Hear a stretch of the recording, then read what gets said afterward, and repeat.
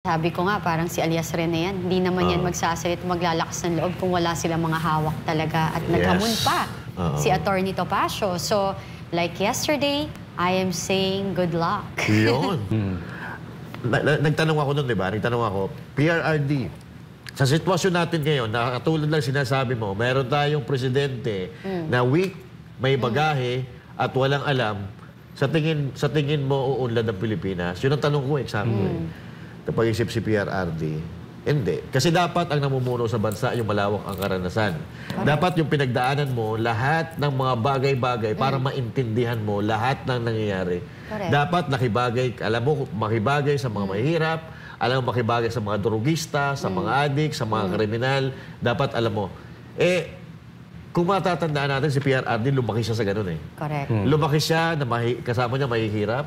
Lumaki siya, na kasama niya mga kriminal, pinapakain pa niya ng papel. Mga drogista, kasama niya. At kaya nga nakakapagkwento siya .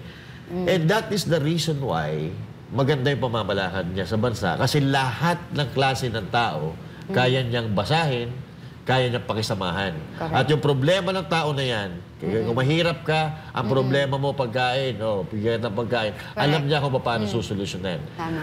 And ano natin ngayon, ang kasalukuyang gobyerno, wala silang alam. Sabi mo nga, ang alam lang nila maghigante. Mag-party-party, maghigante, gamit ang ibang tao. Kasi yun ang pinagdaanan nila . Yun ang kinalakihan nila na buhay. Iba sa buhay na kinalakihan ni PRRD. So, let's make myself an example. Ako, binenta ko na lahat . Pinakamurang bagay sa mundo, pinakamahal na bagay sa mundo. Nagbenta ako ng turon. Nagbenta ako ng banana cue. Nagbenta rin ako ng mga mamahaling kotse. Nagbenta rin ako ng mga mamahalin na bago na ginagamit mo. Nagbenta ako niyan. Naging sales agent ako.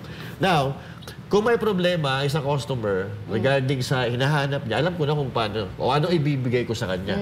At ako bilang magiging customer ngayon, kung ako, nag-insist ako na ihahatid kita sa sasakyan mo sa parking, gibit-bitin ko yung mga daladala mo, ang ina-expect ng sales agent nun, bibigyan mo siya ng tip. Bibigyan mo siya ng tip. Yun. Which is, alam mo na yun dapat. Service Alam mo yun dapat. Bakit ko nasasabi yun? Kasi pinagdaanan ko . Ini-expect ko yung pag hinatid kita, bibigyan mo ako. Ganon dapat. Napakasimple. Kuha mo. Napakasimple. Kaya nga ngayon, wala tayong mapupuntahan kasi ito ang mga hinahandle nilang problema, hindi naman nila napagdaanan. Kaya, ang pinakamagaling sana na ginawa ng administrasyon natin ngayon ay yung kumuha sila ng mga dekalibre, ng mga advisor, mga secretary, para matulungan siya. Kasi nga, hindi naman siya ganun kagaling. Katulad nga sinasabi ni PRRD, may bagahe, walang alam, tsaka weak. So, doon tayo nagkakaproblema ngayon. Kaya itong 3 taon na ito, medyo mahihirapan tayo dito. Dahil tayo, alam natin, tayong mga nandito, mga supporter tayo ng mga Duterte, tatargetin nila talaga ang mga Duterte. Pababagsakin nila sa ayaw natin at sa gusto, yun ang gagawin nila. Hindi sila magmamalasakit sa taong bayan. Kasi, unang-una, hindi naman natin talaga nakita yan. Hindi sila nagmalasakit kahit kanino. Nagbibigay sila ng tulong. Pero yan ay mga parang band-aid solution at pakita tao, boto ops lang . Pero may connection yan sa maputol kita, no?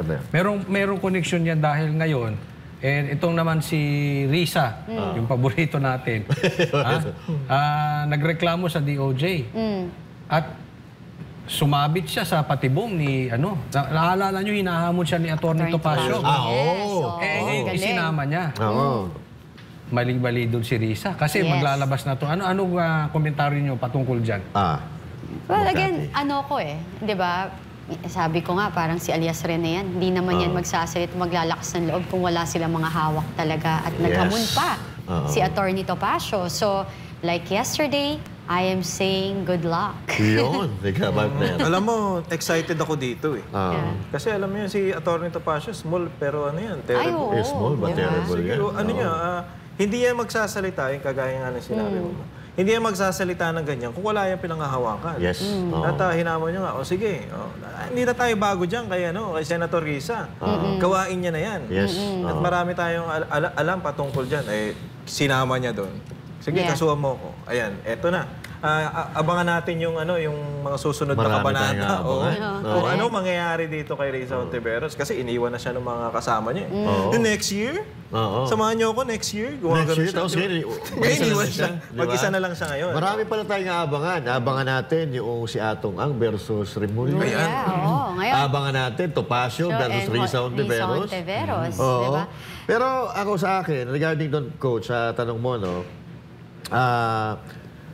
hindi ito itutuloy ni Risa. Ito, pananakot lang siguro ito para hindi na siya i-content ng mga vloggers. Hindi na siya mapag-usapan. Ay, nagkakaso ito. Matatakot kami dito. Ulul, matatakot sa'yo. Pero sa tingin ko... Na-content ko yan, bro. Partner, na-content ko yan. Na sabi ko, akala mo matatakot kami mga vloggers sa inyo. Mas lalo kaming Mas lalo kaming gaganahan. 650,000 views na. Yun kaya sinasabi ko, bring it on, Risa Ontiveros. Yan ang sinasabi namin sa inyo. Pero sa tingin ko dito, ito bluff lang to eh. Kasi, pag ito, pinimbestigahan, nagkaroon ng hearing, magkakalabasan ng baho eh.